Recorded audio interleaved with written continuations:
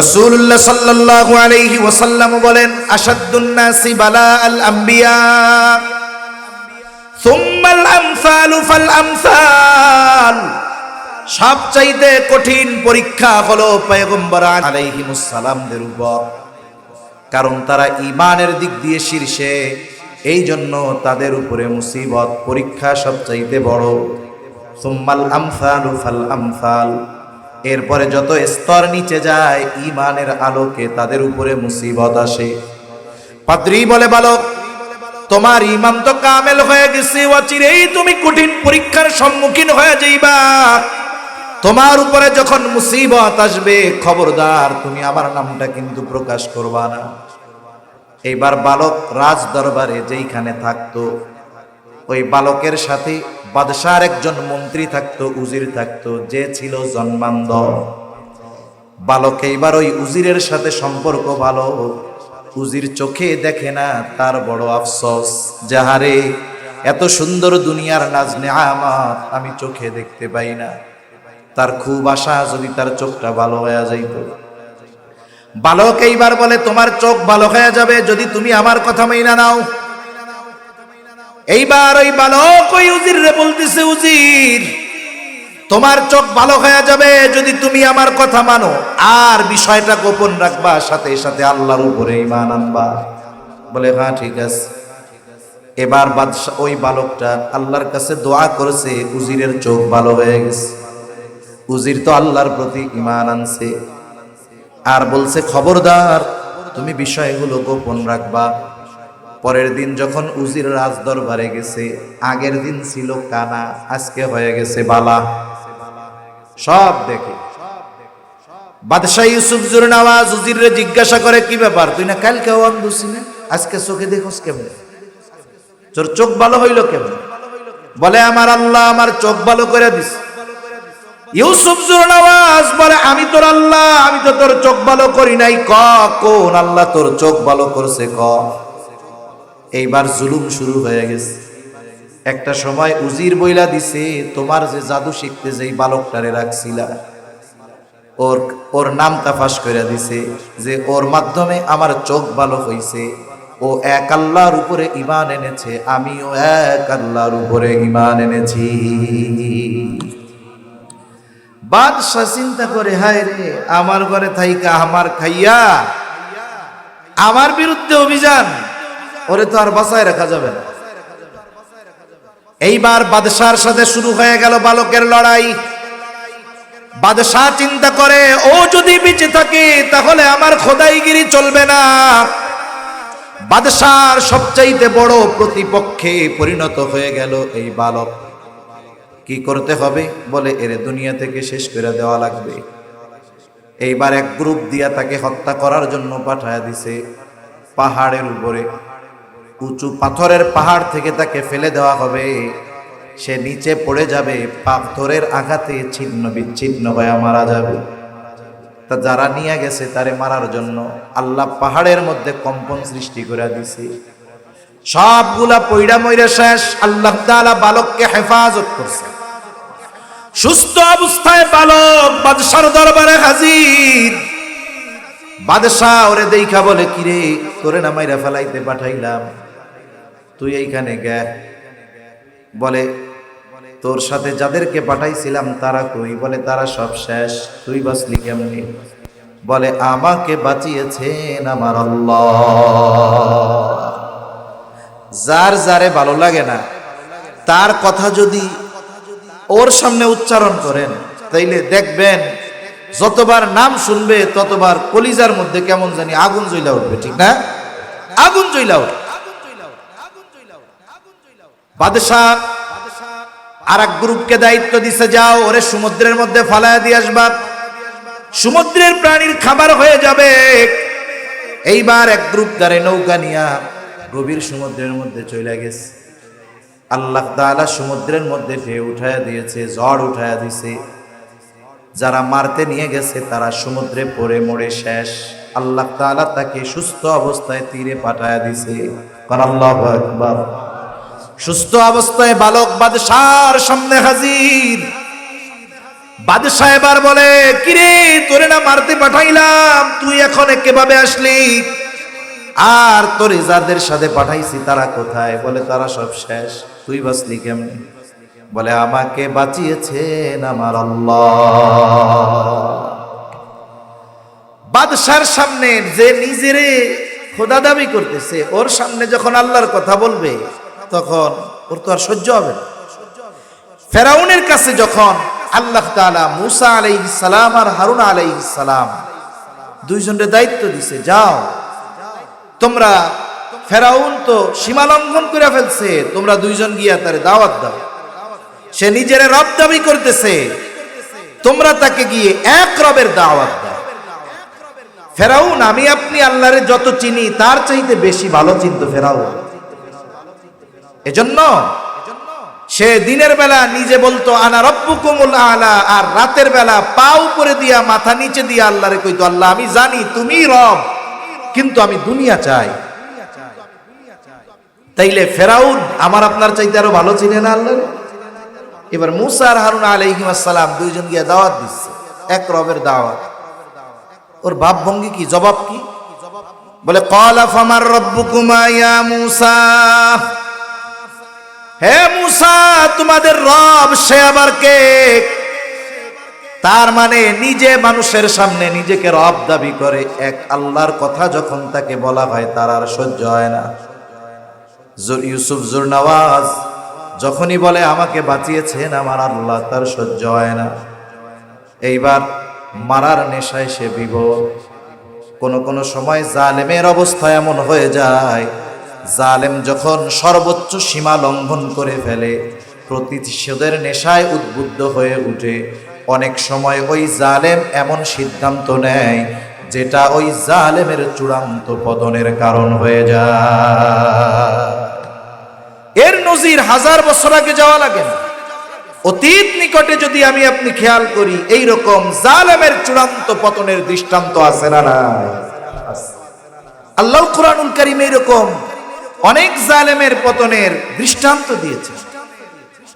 এই যে ফেরাউনের অধপতনের যেই ধ্বংসের যেই ঘটনা আল্লাহ কোরআনে বয়ান করছে, যখন আল্লাহ তাআলা মুসা আলাইহিস সালামকে বললেন যে বনি ইসরাইলদের নিয়ে মিশর ছেড়ে চলে যাও,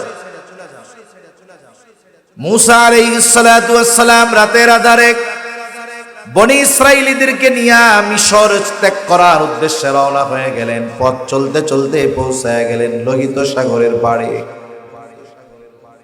রাত এখনো শেষ হয়ে যায় নাই, নদী পার হওয়ার কোনো ব্যবস্থা নাই, সমুদ্র পাড়ি দেওয়ার কোনো ব্যবস্থা নাই। তারা সমুদ্রের পাড়ে অপেক্ষা করতেছে কখন দিনের আলো ফুটবে আর সমুদ্র পাড়ি দিয়ে অপর প্রান্তে যাবে, ফেরাউনের জুলুম থেকে তারা নিষ্কৃতি পাওয়া যাবে। অপর দিক দিয়া ফেরাউনের গোয়েন্দা বাহিনী ফেরাউনের খবর জানায় দিছে, ফেরাউন কাজ সারা। কি হইছে? বলে মুসা তো বনি ইসরাইলদেরকে নিয়ে মিশর ছাইড়া চলে যায়। শত্রু হাত ছাড়া হয়ে গেল, শত্রুরে ছাড় দেওয়া যাবে না। তাফসীরের মধ্যে আসছে 6 লক্ষ সশস্ত্র সৈন্য নিয়ে ফেরাউন পিছনে ধাওয়া করছে। এদিক দিয়া আস্তে আস্তে রাতের আধার কাটতেছে, দিনের আলো ফুটে উঠতেছে। ফেরাউন 6 লক্ষ সশস্ত্র সৈন্য নিয়ে বনি ইসরাইলদের ঘিরা ধরছে। অবস্থা এমন ভাবে সৈন্য বাহিনীকে সে সুসজ্জিত করেছে, 3 দিক দিয়া ঘিরে ধরেছে। একদিকে সমুদ্র, হয়তো বনি ইসরাইলীরা ফেরাউন ও তার সৈন্য সামন্তের অস্ত্রের আঘাতে মরবে, অথবা সমুদ্রের পানিতে পড়া মরবে, বাঁচার কোনো উপায় নাই। এইরকমও আমাদের দেশের 3 দিকে নব্য ফেরাউনের গোষ্ঠী আছে না নাই? আর জোরে কোন আছে না নাই? 3 দিক দিয়া ঘিরা আছে, বলে পালাবা কোথায়? একদিকে বঙ্গোপসাগর। আমরাও বলি যেই আল্লাহ ফেরাউনের জুলুম থেকে বনি ইসরাইলদের সমুদ্র পাড়ি দেওয়ার ব্যবস্থা করে দিয়েছে, বলেন তো সেই রব এখনো আছে না নাই? বলে তোমাদের কি হবে? আমরাও বলি রব যা চায় তাই হবে। 3 দিক দিয়ে ঘিরে ধরছে, দিনের আলো ফুটে উঠছে, রাত কেটে গেছে। বনি ইসরাইলীরা এবার পেছন দিকে তাকায় দেখে ফেরাউন তার সৈন্যবাহিনী নিয়ে তাদের দিকে ধেয়ে আসতেছে। ফেরাউন তার বাহিনী নিয়ে তাদের দিকে ধেয়ে আসতেছে। ওই পরিস্থিতিতে তাদের অবস্থা কি হবে? একটু আগে ভাবছিল কোনো মতে সমুদ্র পাড়ি দিতে পারলে বাইচা গেলাম, এখন তো আর বাঁচার উপায় নাই। একদিকে সমুদ্র আর তিন দিক দিয়ে তারা, বাঁচার উপায় নাই। তাদের সাথে লড়াই করে বাঁচবো, আমাদের সাথে তো অস্ত্র নেই। ওই অবস্থার কথা আল্লাহ তাআলা কোরআনুল কারীমের মধ্যে বর্ণনা করেন। সূরা শুআরার মধ্যে আল্লাহ তাআলা বলেন, ফালাম্মা তারা আল জামআনি ক্বালা আসহাবু মূসা ইন্না লামুদরাকুন। আল্লাহ তাআলা বলেন, যখন একদল অপর দলকে দেখতে পাইল, ফেরাউনের বাহিনী মূসা আলাইহিস সালাম আর তার উম্মতদেরকে দেখে, আর বনি ইসরাইলেরও দেখে যে ফেরাউন তার বাহিনী আসতেছে, দুই দলের মধ্যে দেখা দেখি হয়ে গেছে। মূসা আলাইহিস সালামের উম্মতেরা এবার সর্বোচ্চ হতাশ। তারা চিন্তা করছে আমাদের আর কোনো বাঁচার উপায় নাই। এই জন্য মূসা আলাইহিস সালামকে বলতেছে, ইন্না লামুদরাকুন, মূসা আমরা ধরা পড়ে গিয়েছি। বলেন তো এখনো ধরা পড়ছে নাকি? জোরে কোন পড়ছে? ঘুমাসতেছে নাকি আপনাদের? আর একটা তাকবীর জানতো, নারায়ে তাকবীর, আর জোরে নারায়ে তাকবীর।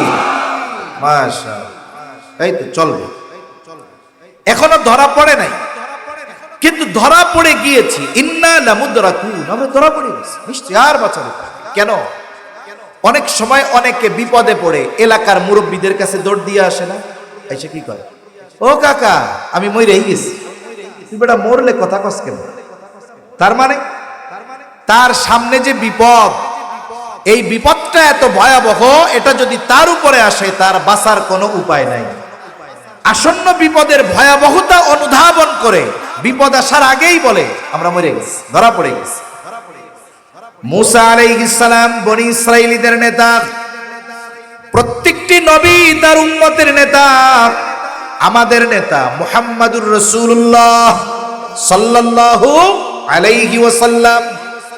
মনে রাখতে হবে, নেতা নির্বাচনের ক্ষেত্রে সর্বোচ্চ সতর্কতা অর্জন করতে হবে।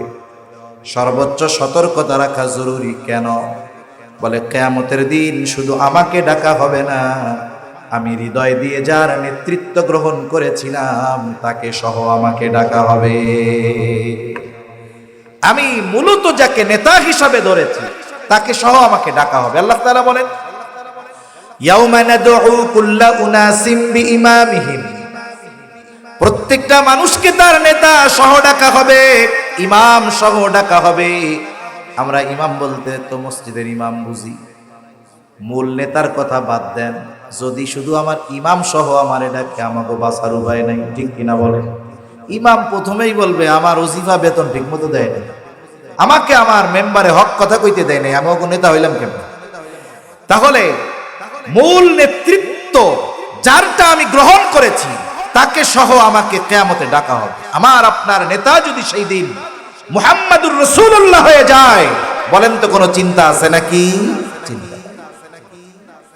নেতৃত্বের কিছু গুণাবলী আছে, এর মধ্যে অন্যতম একটি গুণ হলো প্রত্যেকটি নেতা তার কর্মীর জন্য নিবেদিত প্রাণ হবে।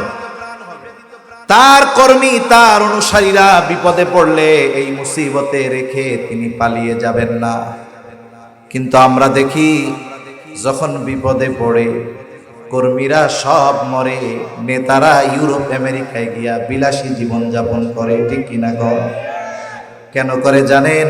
খোঁজ নিয়ে দেখবেন আমাদের দেশে সবাই না, বিপুল সংখ্যক নেতাদের পরিবার দেশে থাকে না, সব বিদেশে। কোন বড় বড় অধিকাংশ নেতা সন্তানেরা এই দেশে লেখাপড়াও করে না। কেন করে না জানেন? জানে ঢাকা ইউনিভার্সিটিতে যদি আমার ছেলেরে পড়তে দেয় ও সন্ত্রাস হবে, শিক্ষিত হবে না, ঠিক কিনা কও? এজন্য নেতাদের সন্তানদের পড়াবে বিদেশে, টাকা পয়সা যা করার দরকার সব বিদেশে করবে। জানে মুসিবত আসলে এগুলারে থুইয়া আমার ওই জায়গায় ভাগতে হবে। এজন্যই দেখেন না, পতন হওয়ার আগ থেকেই নেতারা হিজরত করা শুরু করে দিচ্ছে, ঠিক কিনা বলেন? কিন্তু যারা অনুসরণকারী কর্মী এরা এতটুকু চিন্তা কেন করে না? যারা মুসিবতে আমাদেরকে ফেলে, আমাদেরকে বিপদের মধ্যে ফেলে, যারা এই দেশ থেকে পালিয়ে গিয়ে আরামে বসবাস করে, ওরা বাস্তবিক অর্থে নেতৃত্ব দেওয়ার যোগ্যতা রাখে না, ঠিক কিনা বলে? যদি এরা কর্মী বান্ধব নেতা হতো, জীবন দিয়ে দিত, সামনে দাঁড়িয়ে যেত, বুকে বুলেট পেতে নিত, তবুও পলায়ন করতো না, ঠিক কিনা বলেন? এজন্য জাগতিক জগতেও যদি নেতা ধরেন, একটু বাইসা শুনে ধরেন যে আপনি বিপদে পড়লে সে আপনার পাশে দাঁড়াবে কিনা। মুসা আলাইহিস সালাম বনি ইসরাইলীদের নেতা, ঝিমিয়ে পড়া কর্মীর অন্তরে জাগ্রত করার জন্য নেতাদেরকে আল্লাহ তাআলা এক যোগ্যতা দেয়, সেটা হলো বক্তৃতা দেওয়া। আল্লাহ তাআলা প্রত্যেকটা নবীকে এই যোগ্যতা দিয়েছেন। মুসা আলাইহিস সালামকে যখন ফেরাউন শিশুকালে পরীক্ষা করতে চেয়েছে যে আসলে ও আমার দুশমন কিনা, এক পাশে রাখছে স্বর্ণ আর এক পাশে রাখছে আগুন, স্বর্ণের দিক হাত গেছে, ফিরিস্তা এসে কয় ওই দিকে দিস না, আগুনে দে। আগুন ধরছে, স্বাভাবিকভাবে তৎক্ষণাৎ যদি কোনো আগুন লাগে, গরম লাগে, আমরা জিব্বায় দেই। আগুনের ওই তাপ সহ, কয়লা সহ ওনার ঠোঁটের মধ্যে লাগছে, বাসার মধ্যে একটু জড়তা আসছে। যখন নবুয়ত দেওয়ার কথা আল্লাহ তাআলা বলেছে, আল্লাহ তাআলার কাছে মুসা আলাইহিস সালাম এই জড়তা দূর করার জন্য ফরিয়াদ করেছে, দোয়া করছে যে আমার জবানের মধ্যে আপনি তারাক্কি দেন, স্পষ্টতা দান করেন। এজন্য প্রত্যেকটা নবীকে আল্লাহ তাআলা বলার যোগ্যতা দিয়েছে। মুসা আলাইহিস সালাম নেতা, কর্মী ঝিমিয়ে পড়ছে, আতঙ্কের মধ্যে আছে, তাদেরকে উজ্জীবিত করার জন্য উনি বক্তব্য দিচ্ছেন। কি বলতেছে উনি? কর্মীরা বলতেছে আমরা ধরা পড়ে গেছি। আর নেতা দাঁড়ায় বলে কাল্লা ইন্না মাইয়া রব্বি সায়াহদিন। নেতা বলতেছে কখনোই ধরা পড়বো না, এখনো পড়বো না, পরেও পড়বো না, কখনো ফেরাউন আমাদের ধরতে পারবে না। কেন ধরা পড়বো না? তাদের হাতে অস্ত্র আছে, পার হওয়ার জন্য আমাদের কোনো ব্যবস্থা নাই, ধরা পড়বো না কেমনে কন? কেমন যেন মুসা আলাইহিস সালাম বলে তাদের সাথে যা থাকে থাক, ইন্না মাইয়া রব্বি, আমার সাথে আছে আমার রব যদি সাথে থাকে, দুনিয়ার সব যদি বিপক্ষে চলে যায়, কোনো কিছু আসে যায় না, ঠিক কিনা কর? আর রব যদি সাথে না থাকে, পৃথিবীর সর্বাধুনিক সমরাস্ত্র দিয়েও বিজয় অর্জন করা সম্ভব নয়। এর দৃষ্টান্ত আমরা দেখতে পেরেছি আফগানিস্তান। আমেরিকা ন্যাটো জোট সহ 22 বছর ধ্বংসযজ্ঞ চালিয়েছে, কিন্তু ওই মানুষগুলাকে নিশ্চিহ্ন করে দিতে পারে নাই, কারণ তাদের সাথে যিনি ছিলেন তিনি কে? আরো জোরে বলেন কে? আল্লাহ। রাসূলুল্লাহ সাল্লাল্লাহু আলাইহি ওয়াসাল্লাম মক্কা থেকে মদিনায় হিজরত শুরু করলেন। মক্কা থেকে মদিনা হলো উত্তর দিকে, নবীজি সফর শুরু করলেন দক্ষিণ দিকে। কৌশলগত কারণে মদিনার দিকে না গিয়ে তিনি ঠিক বিপরীত দিকে গেলেন। কেন? কারণ কাফেররাও মোটামুটি জেনে ফেলেছিল যে মুহাম্মদ সাল্লাল্লাহু আলাইহি ওয়াসাল্লাম মদিনায় হিজরত করবে। এখন যদি তারা নবীজিকে খুঁজতে যায়, স্বাভাবিক মদিনার পথে যাবে, এটাই স্বাভাবিক। কিন্তু নবীজি গেলেন বিপরীত দিকে, সাওর পর্বতের এক গুহার মধ্যে আত্মগোপন করলেন। কাফেররা এতটা চতুর, এত চালাক, খুঁজতে খুঁজতে বিপরীত দিকে ওই গর্তের কাছে চলে গেছে। কত কাছে গেছে? এত কাছে চলে গেছে, আবু বকর সিদ্দিক রাদিয়াল্লাহু তাআলা আনহু বলেন, কাফেররা গুহার উপরে দাঁড়ায়া পরস্পর কথাবার্তা বলতেছে, আমি সব শুনতেছি। কে বলতেছে তাকে চিনতেছি, কে কি বলতেছে তাও শুনতেছি। তিনি বলেন, আমাদেরকে দেখার জন্য, পাওয়ার জন্য বেশি কিছু করা লাগবে না, তারা যদি নিজেদের পায়ের দিকে তাকায় আমাদের দেখে ফেলবে। কঠিন এক মুহূর্ত। হযরত আবু বকর সিদ্দিক রাদিয়াল্লাহু তাআলা আনহু চিন্তিত, চেহারার মধ্যে চিন্তার ছাপ। আবু বকর তো খাঁটি আশিকে রাসূল, সে নিজের জীবনের জন্য চিন্তিত নয়, বরং সে চিন্তিত নবীজির জন্য। নবীজিও আবু বকর সিদ্দিকের চেহারা দেখছে, যে আবু বকরের চেহারার মধ্যে ভয়ের ছাপ, চিন্তার ছাপ। নবীজি সাল্লাল্লাহু আলাইহি ওয়াসাল্লাম আর আবু বকর সিদ্দিক রাদিয়াল্লাহু তাআলা আনহু উভয়ের মধ্যে তখন কিছু কথা হইছে। কথা দুইজনের মধ্যে এই কথা আল্লাহ তাআলা তো শুনেছেন, সাথে সাথে কোরআনুল কারীমের মধ্যে উভয়ের কথার ব্যাপারটাও আলোচনা করেছেন। আল্লাহ তাআলা বলেন, ইদহুমা ফিল গার ইদ ইয়াকুলু লিসাহিবিহি লা তাহজান ইন্নাল্লাহা মা'ানা। নবীজি সাল্লাল্লাহু আলাইহি ওয়াসাল্লাম আবু বকর সিদ্দিক রাদিয়াল্লাহু তাআলা আনহুর এই চিন্তিত চেহারা, ভীতির চেহারা দেখে বলতেছে, আবু বকর লা তাহজান, তুমি কোনো চিন্তা করো না। এই গর্তে শুধু তুমি আর আমি দুইজন নয়, আমাদের সাথে তৃতীয় জন যিনি আছেন তিনি কে? আরো জোরে বলেন, কে আছে? আল্লাহ। শত্রু একেবারে কাছে। হুশ হারা হয়েও না, হিম্মত হারা হয়েও না, কারণ আমাদের সাথে আল্লাহ আছে। এক কথা থেকে অপর দিকে লম্বা কথা হয়ে যাইতেছে। মুসা আলাইহিস সালাম বললেন, ক্বালা কাল্লা ইন্না মাইয়া রাব্বি সায়াহদিন, আমার রব আমার সাথে আছে, সামনের পথ অচিরেই তিনি দেখায় দিবেন। আল্লাহু আকবার বলেন। আরে সমুদ্র কি পথ দেখাবে? আল্লাহ তাআলা সাথে সাথে জানায়া দেন, ফাআউহাইনা ইলা মুসা আনিদরিব বিআসাকাল বাহর ফানফালাকা ফাকানা কুল্লু ফিরকিন কাত-তাউদিল আযীম। বলেন আল্লাহু আকবার।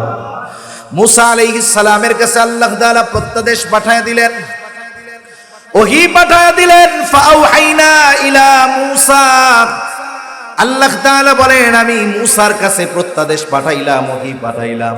কি ওহী, কি আদেশ? আনিদরিব বিআসাকাল বাহর, ও মুসা তোমার হাতে যে লাঠিটা আছে এই লাঠিটা দিয়ে সমুদ্রের উপরে বাড়ি মারো। সুবহানাল্লাহ। মুসা আলাইহিস সালামের মুআজিজা, অন্যতম মুআজিজা হলো এই লাঠি। সাধারণ লাঠি আর এই লাঠি এক না, এই লাঠি আর সাধারণ লাঠি এক না। আল্লাহ তাআলার পক্ষ থেকে মুসা আলাইহিস সালামের মুআজিজা ছিল লাঠি। এই লাঠি ছাইড়া দিলে এটা বিশাল আকারে সাপে পরিণত হয়ে যাইত। মুসা আলাইহিস সালাম আল্লাহরে বলেন, নাই আল্লাহ, এই সমুদ্রের মধ্যে লাঠি দিয়া বাড়ি দিলে কি হবে? বরং আল্লাহ তাআলা আদেশ করেছে, মুসা আলাইহিস সালাম সাথে সাথে আল্লাহর আদেশ মোতাবেক সমুদ্রের উপরে বাড়ি দিয়ে দিয়েছে। একটা লাঠির আঘাতে সমুদ্রের ওই বিশাল তরঙ্গ ঢেউয়ের মধ্যে কিছুই হবে। ইমানদারের কাজ কি? ইমানদারের কাজ হলো আল্লাহর পক্ষ থেকে যখন সুস্পষ্ট করা নির্দেশনা আসে, ওই নির্দেশ মানার ক্ষেত্রে যুক্তির পেছনে না দৌড়িয়ে আল্লাহর ওই আদেশ মেনে নেওয়াটাই হলো ইমানদারের কাজ। যদি আল্লাহর আদেশ আসার পরে কেউ যুক্তির পেছনে পড়ে যায়, তাহলে শয়তান তাকে বশ করে ফেলবে। কেন? আল্লাহ তাআলা যখন আদম আলাইহিস সালামকে সিজদার আদেশ দিয়েছেন, সমস্ত ফেরেশতাকুল সহ আযাজিল সহ আদম আলাইহিস সালামকে সিজদা করার নির্দেশ দিয়েছিলেন কে? জোরে বলেন। আল্লাহ রাব্বুল আলামিন আদেশ করলেন, উসজুদু লি আদম, তোমরা সবাই আদমকে সিজদা করো। ফাসাজাদু ইল্লা ইবলিস, সবাই সিজদা করলো ইবলিস ছাড়া। ইবলিস সিজদা করে নাই। আল্লাহ তাআলা জিজ্ঞাসা করে, ক্বালা মা মানাআকা আন তাসজুদা লিমা আমারতু, কোন জিনিসে তোমাকে আমার আদেশ মান্য করতে বাধা দিল? এইবার ইবলিস আদেশ অমান্য করার যৌক্তিকতা তুইলা ধইরা কয়, ক্বালা আনা খায়রুম মিন খলাকতানি মিন নার ওয়া খলাকতাহু মিন তিন। শয়তান যুক্তি দিছে, আদেশ দিছে কে? আদেশ অমান্য করে যুক্তি প্রদর্শন করতেছে, আমি তার চাইতে ভালো, আমারে বানাইছেন আগুন দিয়ে, ওরে বানাইছেন মাটি দিয়া, এই জন্য আমি ওর চেয়ে ভালো, এই জন্য সিজদা করি নাই। তাহলে আল্লাহ তাআলার আদেশ, সুস্পষ্ট আদেশ আসার পর ওই আদেশ অমান্য করে যুক্তির পেছনে দৌড়ানো, এটা ইমানদারের কাজ হতে পারে না, ওটা ইবলিস শয়তানের কাজ। ঠিক কিনা বলে? মুসা আলাইহিস সালাম সাথে সাথে সমুদ্রের উপরে আঘাত করলেন। আঘাত করার সাথে সাথে সমুদ্র দুই ভাগে বিভক্ত হয়ে গেল। ফানফালাকা, ফেটে গেল সমুদ্র, দুই ভাগে বিভক্ত হয়ে গেল। ফাকানা কুল্লু ফিরকিন কাত্তাউদিল আযীম। দুই ভাগে শুধু ফেটে গেছে এমনটা নয়, বরং দুই দিক থেকে দুই ভাগ উঁচু হয়ে পাহাড় সাদৃশ্য উঁচু দেয়ালের ন্যায় হয়ে গেল। যখন দুই দিকে সরে গেছে, মধ্যে ফাঁকা। মধ্যে কি বলেন? ফাঁকা। সমুদ্রের তলদেশ আল্লাহ তাআলা মুহূর্তের ভিতরে শুকনা বানায়। তাফসীরের মধ্যে আসছে বনি ইসরাইলের 12টা গোত্র ছিল। কয়টা? জোরে বলেন, কয়টা? 12টা। 12টাও বাইজে যাইতেছে। 12টা গোত্র ছিল। শুকনা রাস্তা দিয়া 12 গোত্র পার হওয়া শুরু হয়ে গেল। আল্লাহ তাআলা কোরআনুল কারীমের মধ্যে বলেন, ওয়াজাওয়াজনা বিবানি ইসরাঈলাল বাহরা ফাআতবাআহুম ফিরআউনু বিজুনুদিহি বাগয়ান ওয়া আদওয়া। আল্লাহ রাব্বুল আলামিন বলেন, আমি বনি ইসরাঈলদেরকে সমুদ্র পার করে দিলাম। আল্লাহ তাআলা রাস্তা বানায়া তাদের সমুদ্র পারের ব্যবস্থা করে দিয়েছেন। যখন তারা মাঝ রাস্তা অতিক্রম করেছে, আর ফেরাউন তার সৈন্যবাহিনী নিয়ে রাস্তার গোড়ায় আসছে। আইসা দেখে সুন্দর এক বিশাল রাস্তা, শুকনা ঠনঠনা রাস্তা। ফেরাউন খুব ভালো মতো জানে যে এই রাস্তা দিয়ে বনি ইসরাইলীরা নিরাপদ গন্তব্যে চলে যাবে। তাদের জন্য এই রাস্তা যেমন নিরাপদ, তার চাইতে এই রাস্তা আমার জন্য বেশি বিপদ। এরপরেও কি করলো ফেরাউন? বুঝার পরেও জানার পরেও কি করলো? আল্লাহ তাআলা বলেন, ফাআতবাআহুম ফিরআউনু বিজুনুদিহি বাগয়ান ওয়া আদওয়া। ওই যে বলতেছিলাম, মানুষ যখন সীমা লঙ্ঘন করে, প্রতিশোধ পরায়ণ হয়ে যায়, তখন সে তার কাজ কর্মের ফলাফল কি হতে পারে এটা চিন্তা করে। আল্লাহ তাআলা বলেন, ফাআতবাআহুম ফিরআউনু বিজুনুদিহি বাগয়ান ওয়া আদওয়া। এইবার এই রাস্তা দেখা ফেরাউন তার সৈন্য সামন্ত সহ তার অনুসারীরা সহ বনি ইসরাইলদের পেছনে অনুসরণ করা শুরু করলো। কেন? আল্লাহ বলেন, বাগয়ান ওয়া আদওয়া, সীমা লঙ্ঘন করে শত্রুতা বশত বনি ইসরাইলীদেরকে সমূলে নিশ্চিহ্ন করে দেওয়ার নেশায়, হত্যার নেশায়, রক্তের নেশায় যখন সে তার সৈন্য সামন্ত সহ বনি ইসরাইলীদের পেছনে অনুসরণ করা শুরু করছে, মুসা আলাইহিস সালাম তার উম্মতদেরকে নিয়ে ওই পাড়ে উঠে গেছে, আর ফেরাউন তার বাহিনী নিয়ে পৌঁছায় গেছে মাঝ দরিয়ায়।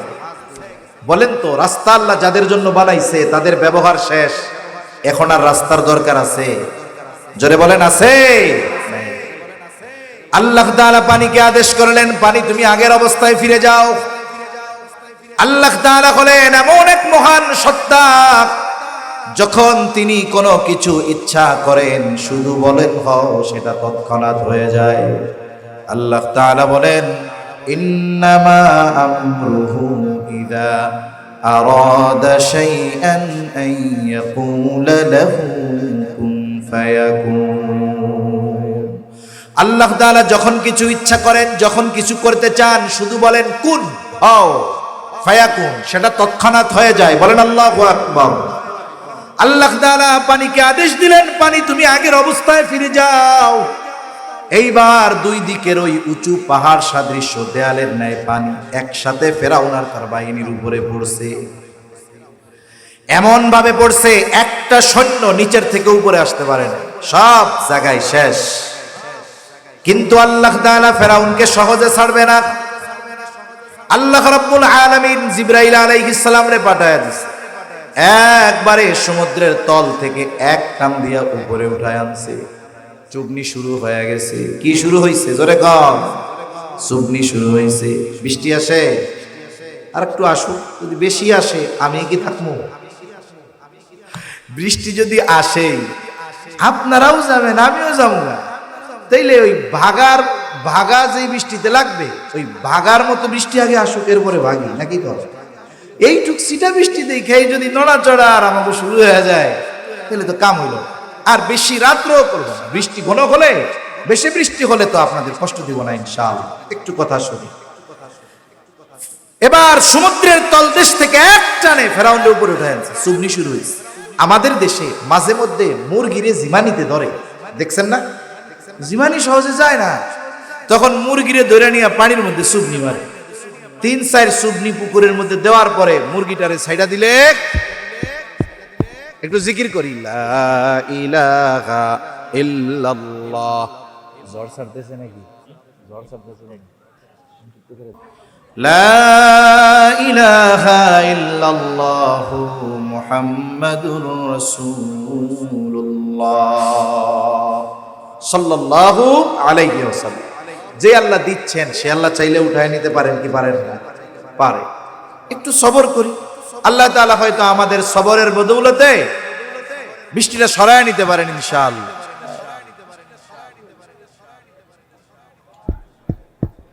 জিকির করি ভাই, লা ইলাহা ইল্লাল্লাহ।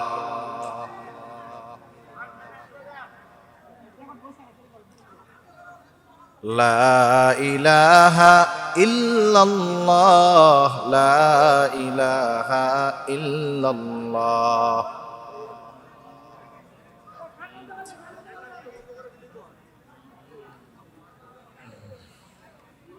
লা ইলাহা ইল্লাল্লাহ।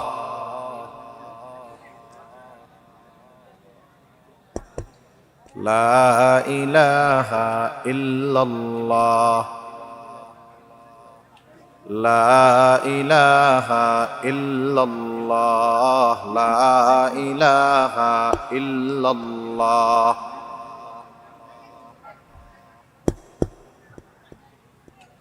লা ইলাহা ইল্লাল্লাহ।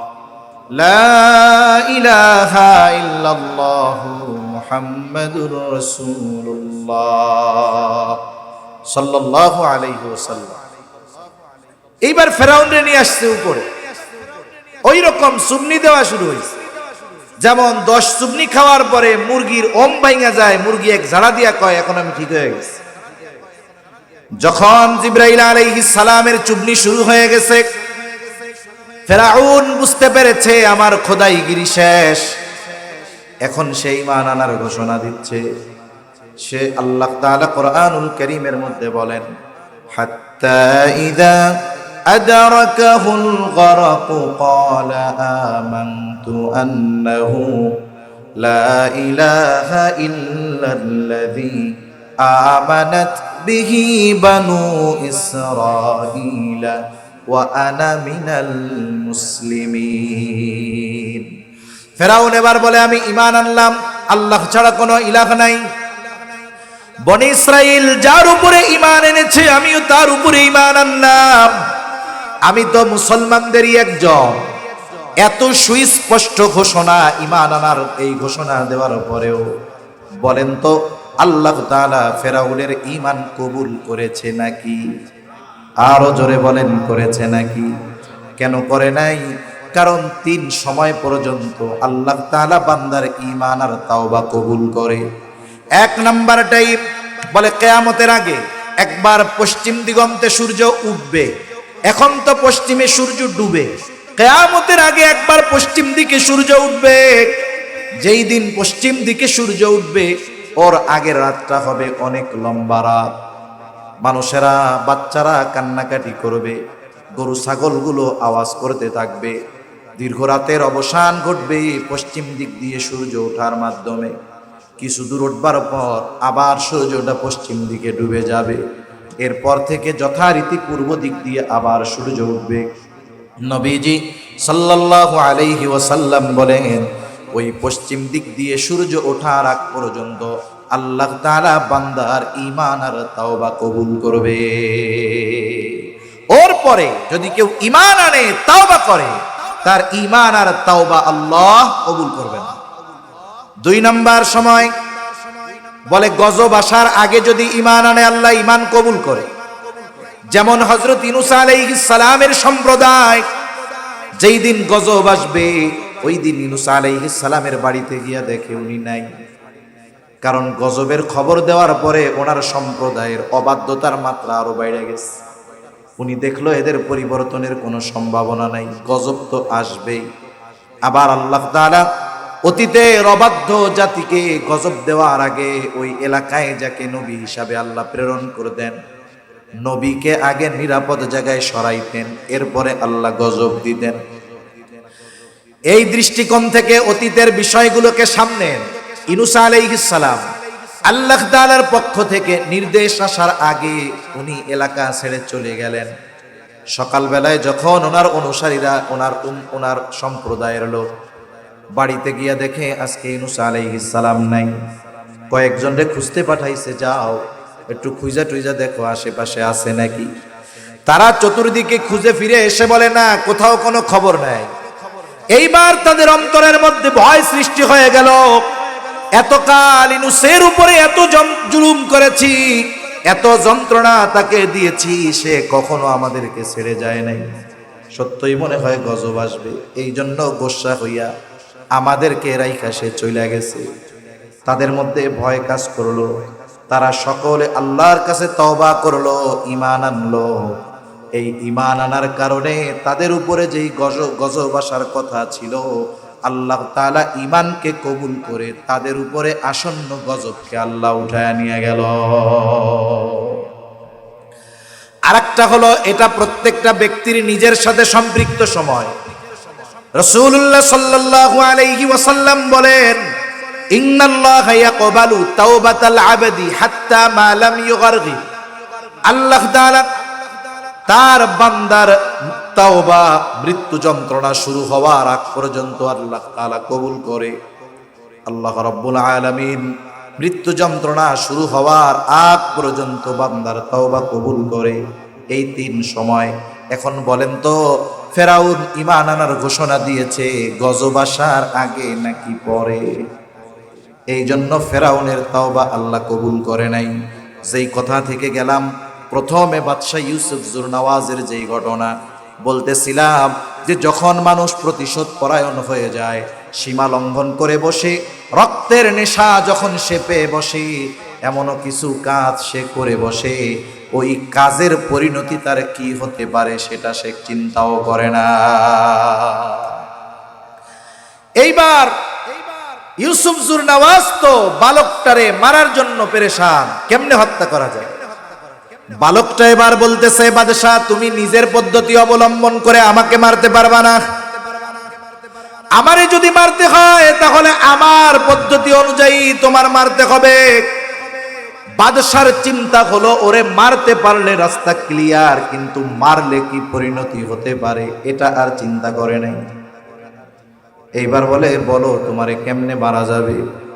বলে, নির্দিষ্ট দিন দেশের সব মানুষকে তুমি এক জায়গায় একত্রিত করবা, সবাই উপস্থিত থাকবে, তাদের মধ্যে আমি দাঁড়ায় থাকবো ফাঁকা জায়গায়, চতুর্দিকে মানুষ থাকবে, আমারে দেখবে, আর তোমার জল্লাদ আমার দিকে তীর নিক্ষেপ করবে। তবে শর্ত হইল বিসমিল্লাহি বিরাব্বিল গোলাম, এই কথা বলে তীর মারতে হবে। বাদশাহ চিন্তা করলো, এই কথায় বইলা তীর মারলে ও যদি মইরা যায় তাহলে তো ভালো, রাস্তা ক্লিয়ার হয়ে গেল। নির্ধারিত দিন, হাজারো লাখো মানুষের উপস্থিতি, একেবারে দুধের বাচ্চা নিয়ে মা চলে আসছে। কারণ সকলের মুখে মুখে ঘটনা, বাদশার সাথে এই বালকের এই লড়াই, সবাই চলে আসছে, মধ্য জায়গায় যুবক দাঁড়ানো, সবার দৃষ্টি কি ঘটনা ঘটতেছে। এইবার জল্লাদ বিসমিল্লাহি বিরাব্বিল গোলাম বইলা তীর মাইরা দিল বালকের দিক। তীরটা তার গায়ে গিয়া লাগলো, বালক জমিনের উপরে লুটায়া পড়ে গেল, মারা গেল, শহীদ হয়ে গেল। তীর মারছে কি বইলা? বলে আল্লাহর নামে তীর মারতেছি। বলে কোন আল্লাহ? বলে এই বালকের রব আল্লাহর নামে তীর মারতেছি। এই কথা বলে তীর মারার সাথে সাথে বালক যখন জমিনের উপরে লুটিয়ে পড়ে গেছে, শহীদ হয়ে গেছে, উপস্থিত সব মানুষ সমস্বরে ঘোষণা দিয়া দিল, আমানতু বিরব্বিল গোলাম, প্রত্যেকেই বলতেছে আমিও এই বালকের রবের উপরে ঈমান আনলাম। এখন বলেন তো, তীরের আঘাতে এই বালক মারা গেছে, তবে এই বালক কি হেরে গেছে নাকি? সে মৃত্যুর মাধ্যমে তার কাঙ্ক্ষিত সফলতা অর্জন করেছে।